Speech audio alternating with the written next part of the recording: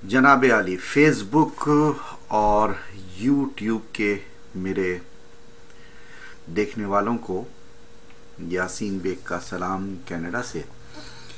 और जनाब आइए, आपको आज फिर मैं अपनी किताब जो है देसी लाइफ इन कनाडा, इससे एक मजमून सुनाता हूँ।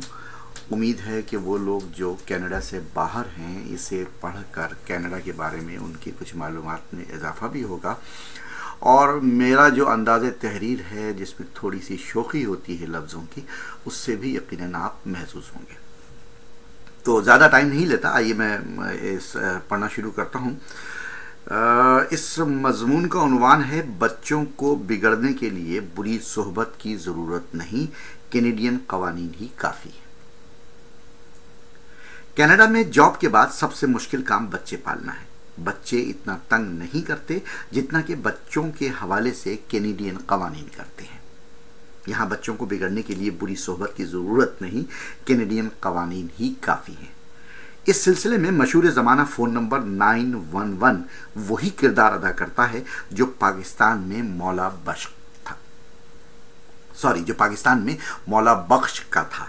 देखिए ना, बड़े हो गए तो मौला बख्श जो है वो सही तरीके से निकल नहीं रहा, वरना बचपन में जो है मौला जो बख्श की जो मश्क है, उस मश्क सितम का हम भी निशाना बना करते थे। बहरहाल फ़र्क सिर्फ ये है कि मौला बख्श से वहाँ के वालिदैन बच्चों को डराया करते थे, यहाँ 911 से बच्चे वालिदैन को डराते हैं। बात ये नहीं है कि हुकूमत कनाडा बच्चों को बिगाड़ना चाहती है, बल्कि हुकूमत की मिसाल पाकिस्तानी दादी और नानियों जैसी है जो बच्चों को ज़रूरत से ज़्यादा लाड प्यार देकर उनकी आदतें ख़राब कर देती हैं। हम जैसे एशियंस जब अपने बच्चों को लेकर कनाडा पहुंचते हैं तो फैमिली की मिसाल मुर्गियों जैसी होती है। जिस तरह मुर्गी अपने बच्चों को परों में दबाकर बैठती है, वैसे ही शुरू में बच्चे वालिदैन के साथ दबक कर बैठते हैं। अम्मा जो कहती है सुनते हैं, अब्बा जिस रास्ते पर चलाना चाहते हैं चलते हैं, मगर जैसे ही स्कूल में चंद महीने गुजरते हैं वही चूजे पर पुर्जे निकालने लगते हैं, ठोंगे मारना सीख लेते हैं और बांग देने से भी बाज नहीं आते। स्कूल में असातिज़ा बच्चों से ऐसे पेश आते हैं कि लगता है बच्चे उस्ताद हैं और उस्ताद ज़ाती मुलाजिम। हर जमात में सिर्फ चंद बच्चे होते हैं। उस्ताद हर एक स्टूडेंट का नाम, उसके घर का पता, फ़ोन नंबर, वालिदैन के कवायफ सब ज़बानी याद रखता है। बच्चा एक दिन स्कूल ना आए तो घर पर उस्ताद फ़ोन करता है, 3 दिन का नागा हो जाए तो उस्ताद शागिर्द के घर पहुंच जाता है, और 15 दिन स्कूल में गैरहाज़िरी लग जाए तो पुलिस घर पहुंच जाती है कि कहीं बच्चे के साथ कोई बेरहमाना सलूक तो नहीं हो गया।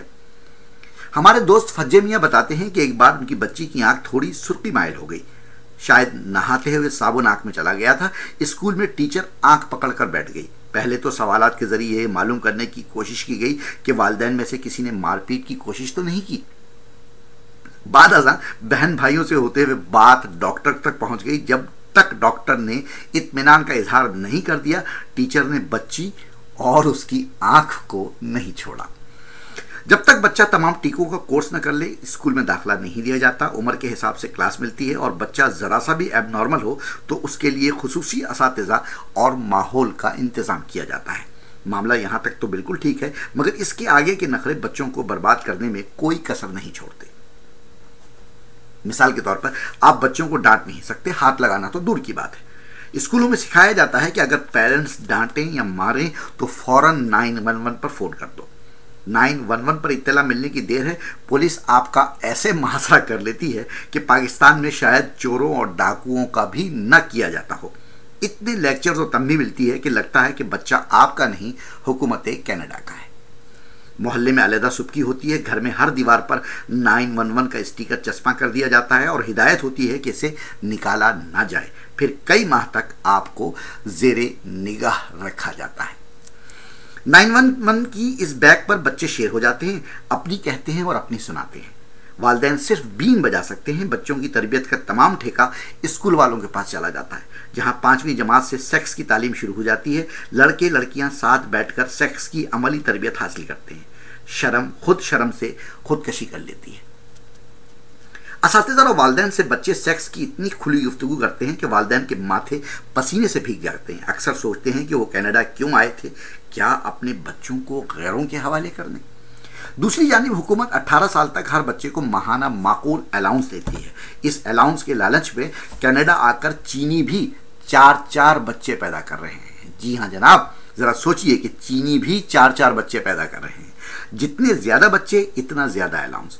अजब मंजर होता है जब माएँ बच्चों को स्कूल से लेने आती हैं। एक बच्चा गाड़ी में है, माँ उसे धकेल रही है। 2 बच्चे स्कूल के साथ शरारतें करते हुए चल रहे हैं और हम जैसे नए आने वाले अक्सर सोचते हैं कि अगर हम कनाडा में पैदा हुए होते तो मजे करते। अब्बा से सिर्फ टॉफियां खाते मार नहीं, अम्मा की सिर्फ मुस्कुराहट मिलती डांट नहीं। फिर ख्याल आता है कि ये माँ बाप की डांट ही तो है जो आज हम इंसान हैं। ये डांट ना होती तो आज शायद हम भी मादर पिदर आज़ाद माशरे का एक फ़र्द होते। रिश्ते नातों का हमें कोई एहसास ना होता। किसके साथ सोना है, क्या पीना है, निकाह क्या होता है, शौहर बीवी का रिश्ता क्या होता है, हराम और हलाल की तमीज़ हम में ना होती। आए दिन अखबारात में पढ़ते हैं कि फलां टीचर ने इकरार किया है कि उसने 13 लड़कियों को ख़राब किया था। फलां टीचर ने अपनी स्टूडेंट्स के साथ ज़बरदस्ती की। गे और लेस्बियन के इस माशरे में अपने दुरुस्त होने का फ़ख्र हमें कनाडा आकर हुआ। काबिल फ़ख्र है वो वालिदैन जो कनाडा में रहकर भी अपने बच्चों की तरबियत में कोई कमी नहीं आने देते। सख्त जॉब करने के बाद भी अपने बच्चों को नरम गर्म मौसमों से बचने की तलकीन करते हैं। उनके मजहब को उनके जहन और अमल में जिंदा रखते हैं। उनकी मादरी जबान को बर्बाद नहीं होने देते। अगरचे ये काम मुश्किल ज़रूर है मगर नामुमकिन नहीं। कनाडा में सैकड़ों घर ऐसी मिसालों से भरे पड़े हैं। नए आने वालों को चाहिए कि डॉलर कमाने के साथ साथ अपनी नस्लों की हिफाजत भी जी जान से करें। पौधा लगाना आसान है मगर उसे जवान करना मुश्किल। पाकिस्तान की सबसे बड़ी खूबी यही है कि वहाँ अभी मौसम इतना बदमिजाज नहीं हुआ है कि नस्लों को बिल्कुल भी बेअखलाक और बेहया बना दे। तो जनाब ये था मेरी किताब देसी लाइफ इन कनाडा से एक इख्तिबास। ये इधर से देख लीजिए।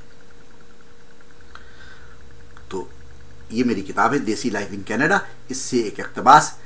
मैं YouTube के देखने वालों को और Facebook के देखने वालों को कहूँगा कि भाई इस पे मैंने क्या पढ़ा, कैसे पढ़ा, कैसा लगा, ज़रूर तबसरा कीजिए। क्योंकि आपके तबसरे, आपकी राय, आपके 2 लफ्ज़ चाहे वो तनकीद के हों और तारीफ़ के हों, मेरा हौसला बढ़ाती है और नई किताब लिखने की जो उमंग मुझ में मौजूद है अब भी, उसे ज़िंदा रखती है।